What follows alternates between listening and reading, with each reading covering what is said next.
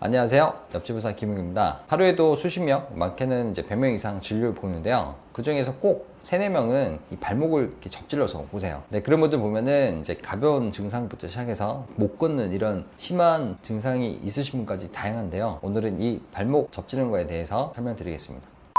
발목을 접질리게 되면 어떻게 되나요? 이 발목을 접지르는 걸 염자라고 하는데요. 이 염자의 단계별에 따라서 좀 다릅니다. 이 발목 염자의 1단계는 걷는 건 가능하고 그 다음에 부종도 그렇게 심하지 않은, 붓기도 그렇게 심하지 않은 단계를 얘기합니다. 이런 경우에는 특별한 치료는 필요 없어요. 그냥 먹는 약을 좀 먹고 물리치료 좀 하면 대부분 휴식하면 잘 낫습니다. 반면에 이제 두 번째, 염자 두 번째 단계에서는 걷는 것도 이렇게 약간 쩔뚝하게 되고 부종도 이렇게 심하게 붓는 경우인데요. 그러니까 이런 경우는 인대가 부분적으로 파열이 된 경우입니다. 그러니까 이런 경우에는 보통 깁스나 반깁스를 해가지고 움직임을 좀 제한하는 게 좋고요. 그리고 약을 먹고 냉찜질을 해주고 다리를 이렇게 좀 높여서 하는 그런 치료를 해서 한 일주일 정도 붓기를 가라앉히고 난 다음에 인대 강화 주사라든지 또는 DNA 주사라든지 이런 주사 치료를 할 수도 있습니다. 그리고 체외 충격파나 이런 것도 하시게 되면은 대부분은 잘 낫습니다. 마지막으로 발목 염자 3번째 단계입니다. 발이 너무 심하게 접질러서 도저히 걷지를 못하고 휠체어를 타거나 목발을 해야 되는 경우,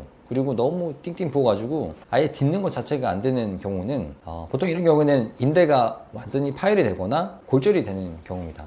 이때가 참 애매한데요. 병원에서는 바로 이제 인대가 끊어졌으니까 수술하자고 할 수도 있어요. 그래서 그거는 이제 상황을 봐서 하는데요. 일단은 인대가 완전히 파열이 됐다고 해서 무조건 다 수술하지는 않습니다. 일단은 보존적 치료를 먼저 해봅니다. 그런 다음에 한 일주일 정도 지나서 붓기가 어느 정도 가라앉으면 그때 불안정 검사를 해가지고 이게 만약에 불안정성이 너무 심한 경우에는 수술을 통증이나 상관없이 수술을 진행할 수 있습니다. 그리고 골절의 양상에 따라서 또 수술을 하냐 마냐 결정할 수가 있습니다. 그건 다시 설명드리겠습니다. 발목 골절이 있으면 어떻게 치료하나요? 발목뼈가 잘 부러지는 3가지 장소가 있습니다. 일단 바깥쪽 복숭아뼈, 그 다음에 안쪽 복숭아뼈, 그리고 5번째 발가락뼈가 잘 부러집니다. 근데 이때 이 바깥쪽하고 안쪽 복숭아뼈가 동시에 부러지면은 이러면은 무조건 수술하는 거예요. 근데 만약에 바깥쪽이나 안쪽 둘 중에 한 군데만 부러지면은 이러면은 할 수도 있고 안 할 수도 있습니다. 그래서 잘 부러져서 그 위치가 제대로 잘 붙어 있으면은 수술하진 않지만 만약에 여기가 한 2mm 이상 이렇게 뼈가 어긋나거나 벌어지게 되면은 이러면 수술하셔야 됩니다. 근데 안타깝지만은 이 발목뼈는 부러질 정도면은 어느 정도 충격량이 있기 때문에 대부분은 이렇게 벌어져 있는 경우가 많아요. 거의 대부분 일단 발목뼈가 부러지면은 수술하신다고 보면 됩니다. 그리고 이 5번째 발가락뼈도 마찬가지예요.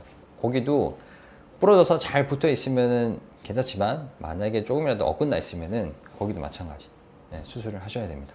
그렇다면 발목을 접질렀을 때 응급처치는 어떻게 하나요? 첫 번째로는 일단 운동을 멈추고 쉬는 겁니다. 그 다음에 두 번째로는 다리를 심장보다 높게 올립니다. 이게 다리가 다치면은 그 부위에 출혈도 생기고 그리고 막 면역 세포들이 모여가지고 다리가 금방 부풀게 됩니다. 그런 상태에서 다리를 아래로 놔두게 되면 피가 이렇게 혈액순환이 안 되기 때문에 더 붓게 됩니다. 그래서 다리를 심장보다 높게 올리게 되면 중력의 영향을 받아서 붓기가 많이 완화하게 됩니다.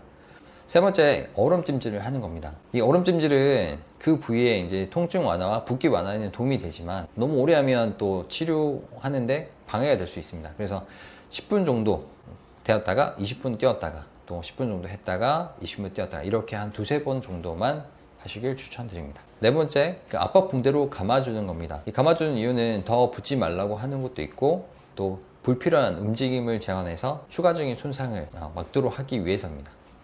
발목 염자 시 언제까지 딛지 말아야 되나요? 예전에는 아예 딛지 말라고 했었는데요. 요즘에는 좀 바뀌어서 이 체중을 실었을 때 발목에 추가적인 손상이 없다 그러면 디디셔도 됩니다. 그래서 그 기준은 통증으로 보면 되는데요. 내가 디뎠을 때 어느 정도 괜찮다는 생각이 들면은 디디셔도 됩니다. 근데 만약에 디뎠을 때 너무 아프면은 깁스를 하거나 목발을 짚으셔야 됩니다. 그래서 그 정도 통증이면 병원에 가보시는 것이 좋습니다. 병원에 가면 어떤 검사를 하나요? 제일 중요한 거는 이제 골절이 있느냐 없느냐를 판별하는 거기 때문에 일단 엑스레이를 기본적으로 찍습니다. 그리고 이제 발목의 인대가 끊어졌는지 아닌지 알기 위해서는 이제 초음파나 MRI를 찍어봐야 알 수 있는데요. 근데 이 검사는 꼭 필요하냐? 그러면 그렇지는 않습니다. 보통은 엑스레이를 봤을 때 골절이 없으면 일단 일주일 정도는 보존 치료를 해보고, 그런데도 불구하고 계속 아프면은 그때는 초음파나 MRI를 찍으셔가지고 인대가 많이 상했는지 확인해 보신 것이 좋습니다. 발목 염자에 좋은 운동은 어떤 것이 있나요?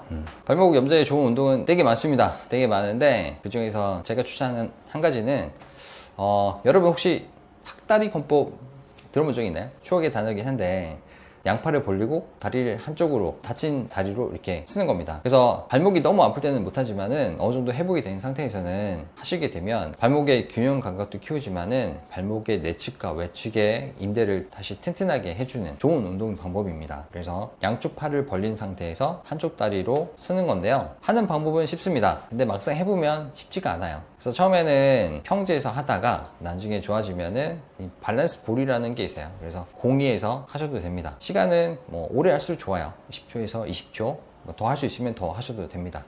그렇게 해보시면 꼭 여러분한테 도움이 되실 거라고 생각합니다. 이 영상이 도움이 되셨다면 구독과 좋아요, 알림 설정 해주세요.